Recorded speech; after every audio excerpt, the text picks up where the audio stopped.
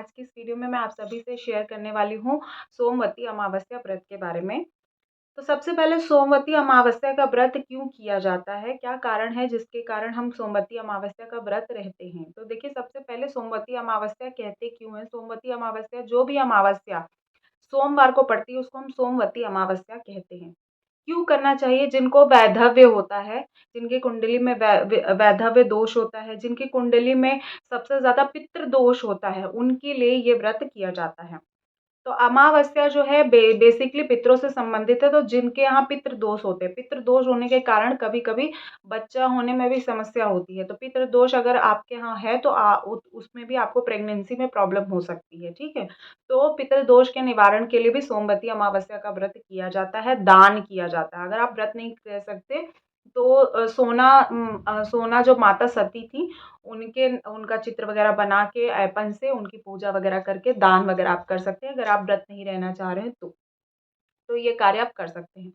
Next है, इस वर्ष क्या आप सोमवती अमावस्या का व्रत उठा सकते हैं? तो जी नहीं, आप बिल्कुल इस वर्ष सोमवती अमावस्या का व्रत बिल्कुल ना उठाएँ। नेक्स्ट ईयर आप सोमवती अमावस्या का व्रत उठा सकते हैं। तो जब मैं बताऊँगी तो आपको डिटेल में बताऊँगी कि सोमवती अमावस्या के व्रत का संकल्प कैसे किया जाता है। और जैसे पितृदोष होता है तो हम संकल्प लेते हैं कि हम 11 सोमवती अमावस्या करेंगे या 16 साल करेंगे या 17 साल करेंगे या 21 साल करेंगे। कितने साल हम सोमवती अमावस्या का व्रत करेंगे, पूजा करेंगे, वो डिटेल जो है हम आपको नेक्स्ट वीडियो, जब कभी सोमवती अमावस्या का तिथि ऐसा पड़ेगा जब आप व्रत उठा सकें तो मैं आपको डिटेल बनाकर दूँगी। तो जो भी सब्सक्राइबर मेरे साथ नए जुड़े हैं, आप लोग वीडियो को देखते हैं, पसंद भी करते हैं, तो प्लीज़ चैनल को सब्सक्राइब कर लीजिए। आप लोग चैनल सब्सक्राइब नहीं करते तो चैनल को सब्सक्राइब कर लीजिए। वीडियो कहीं पे भी किसी भी रीज़न पे अच्छा लगे तो लाइक शेयर ज़रूर कर दीजिएगा। नेक्स्ट हम बात कर रहे हैं कि अगर प्रेगनेंसी है तो सोमवती अमावस्या का व्रत कैसे रहेंगे? तो देखिए, अगर प्रेगनेंसी है तो सोमवती अमावस्या का व्रत आप कर लीजिएगा। पूजा जो है आप अपने पति से करवा सकते हैं, ससुराल पक्ष में भी करवा सकते हैं। अगर आपकी शादी नहीं हुई है तो आप अपनी माँ से भी करवा सकते हैं सोमवती अमावस्या का व्रत और दान। दोनों आप अपने माँ के माध्यम से करवा सकते हैं। नेक्स्ट जो है, जिनको पीरियड आ जाएगा वो ये काम कर सकते हैं। जिनकी प्रेगनेंसी है वो कैसे करेंगे? तो देखिए, दिन भर तो बिना खाए-पिए तो नहीं रहा जा सकता, आजकल के लाइफ में बहुत हेक्टिक हो जाता है। तो आप लोग क्या करिएगा कि सुबह आप फलाहार, मतलब आप बिना जल वगैरह ग्रहण किए आप जाके पूजा कर लीजिएगा। और पूजा करने के बाद जब आप बरगद वृक्ष की परिक्रमा कर लेंगे तो उसके बाद आप जो है आके खा लीजिएगा। जैसे मीठा मीठा भोजन करिएगा, जैसे कि गुड़ खा सकते हैं, गुड़ के साथ पूड़ी खा सकते हैं, या हलवा बना लीजिएगा, हलवा के साथ आप पूड़ी खा लीजिएगा। तो इस तरह से आप भोजन कर लीजिएगा, उसमें कोई समस्या नहीं है। पूजा के बाद, फेरों के बाद आप भोजन कर सकते हैं, उतना कोई दिक्कत नहीं। अगर आप पहले से फलाहार, जैसे हम लोग करते हैं तो फलाहार के साथ करते हैं, तो फलाहार जब आप कर रहे होते हैं तो दिन भर और रात भर आप फलाहार करते हैं। कोई पका हुआ भोजन हम लोग नहीं खाते हैं, विशेषकर सोमवती अमावस्या में। लेकिन जब दान कर दिया जाता है तो दान करने के बाद आप फलाहार अच्छे से, जो भी चाय वगैरह पीना चाहें या कुछ भी जो भी आप खाना चाहें तो वो आप खा सकते हैं। तो इस तरह से आप सोमवती अमावस्या का व्रत कर सकते हैं। नेक्स्ट हम लोग ये देखते हैं कि सोमवती अमावस्या का जो व्रत है वो मैंने बताया कि आपको इन कारणों से करना चाहिए। सोमवती अमावस्या में अगर बरगद का वृक्ष नहीं मिले तो फिर कैसे पूजा करें? अगर सोमवती अमावस्या में आपको बरगद का वृक्ष नहीं मिलता तो आप भगवान विष्णु की फ़ोटो रख लीजिए। भगवान विष्णु की फ़ोटो के साथ माता तुलसी का भी फ़ोटो रख लीजिए, या तो माँ तुलसी को ही रख लीजिए, उनके फेरे लगा लीजिए और फेरे लगाकर अपनी पूजा संपन्न कर ली।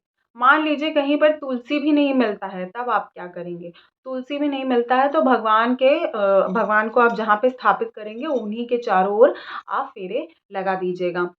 नेक्स्ट होती है कि सोमवती अमावस्या में दान का बहुत विशेष महत्व बताया गया, तो मैं आपको दान से संबंधित भी बताना चाहूँगी। देखिए, दान में आप सारी चीज़ें दे सकते हैं, चावल, गेहूँ, दाल में आप उड़द की दाल देंगे, ठीक है? उड़द की दाल जो है वो टूटी हुई वो दी जाती है। उसके बाद आप बैंगन दे सकते हैं, आलू दे सकते हैं, गोभी दे सकते हैं। उसके बाद आप मिष्ठान दे सकते हैं वो दान में। तो इस तरह, और घी दे दीजिए, घी का दान भी बहुत शुभ माना जाता है। घी दे दीजिए, चीनी दे दीजिए और नमक नहीं देंगे और हल्दी भी नहीं देंगे। तो इन सब के साथ आप कुछ पैसा लगा दीजिएगा, 200 या 250 या ₹100, और उसको दान कर दीजिएगा। सोमवती अमावस्या का दान किसे विशेष दिया जाता है? पितरों से संबंधित जो विशेष दान जो होता है, वो जो हमारे मल्लाह होते हैं, जो नदी के किनारे साफ-सफाई कर रहे होते हैं, उनको विशेषकर दिया जाता है। लेकिन मान लीजिए आपके आस-पास नहीं है, तो आपके यहाँ पे जो साफ-सफाई वाले होते हैं, उनको भी आप सोमवती अमावस्या का दान दे सकते हैं अपने पितरों के नाम से। पहले पितरों को अर्पित कर दें और उसके बाद वो दान दे सकते हैं। तो स्नान के बाद दान का बहुत महत्व बताया गया है। तो आजकल क्या होता है, लोग ज़्यादातर घर में ही नहा लेते हैं गंगा जल डाल के। जैसे हम लोग क्या करते हैं कि अब तो उतना नदी में स्नान नहीं कर पाते हैं, तो गंगा जल बाल्टी में डाल के उसके ऊपर से पानी मिक्स करके उसी से नहा लिया जाता है और उसके बाद हम लोग दान कर देते हैं। तो दान वही जो सफाई कर्मचारी होते हैं, जो कूड़ा वगैरह लेने आते हैं, जो गरीब होते हैं, उनको आप ये भोजन का दान दे सकते हैं। नेक्स्ट जो आता है कि हम पाठ कैसे करें? तो देखिए पूजा जब सोमवती अमावस्या का आप व्रत करेंगे, तो ऐसी मान्यता है कि बरगद के वृक्ष के नीचे ही हमें सोमवती अमावस्या की कथा पढ़नी चाहिए।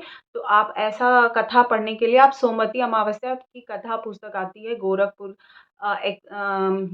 प्रिंट की, तो आप गोरखपुर जो गीता प्रेस है उसी की बुक्स को लेकर कथा का पाठ कर सकते हैं। तो ये आप ज़रूर कर लीजिएगा, आपको अमेज़न पे मिल जाएगा, मैं आपको वीडियो में लिंक दे दूँगी। आपके लिए जो सोमवती अमावस्या का पर्व है वो मंगलमय हो, शुभमय हो और इसी मनोकामना के साथ मिलते हैं नेक्स्ट वीडियो में। और कुछ लोगों का जो प्रश्न है वो मैं आगे आपसे डिटेल में शेयर करूँगी, जो प्रश्न संबंधित है 8 अप्रैल को लगने वाले सूर्य ग्रहण से। तो मिलते हैं नेक्स्ट वीडियो में, तब तक के लिए नमस्कार।